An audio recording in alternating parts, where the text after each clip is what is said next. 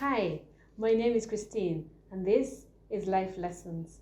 Today I'd like to share some conversation I had recently on the things that hold us back.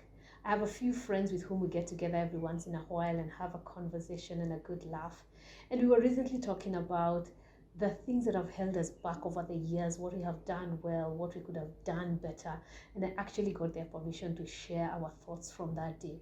And we came up with at least 3 things that will hold you back from achieving your dreams. Now, before I go into the 3 things that tend to hold us back, if you're new here, it will be a good idea for you to subscribe to this channel.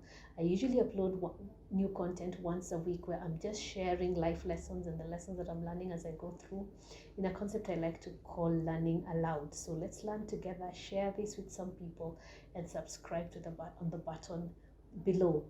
And now to the 3 things that tend to hold us back to not get us to where we would like to go in our lives and in our careers.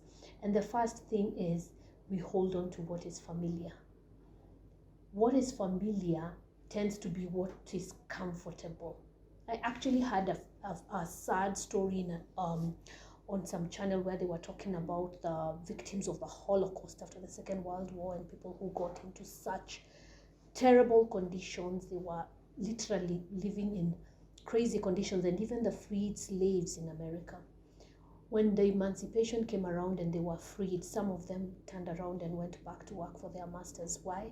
Because it was the only thing that was familiar. It's the same thing that holds on women who are in conditions of being battered by their husbands, in a place where you're getting beaten up, you're abused, your self-esteem has been crushed.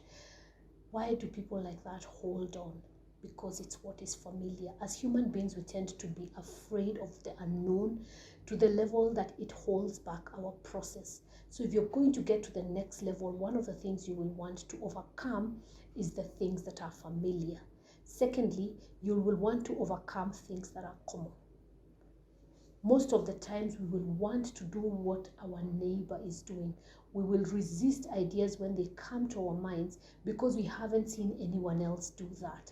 I remember when I was growing up, an estate would come up and all the neighbors, everybody would open. There would be a gate and a little opening that's a little shop. And then there's the next gate and a little shop opening. And every door had a gate.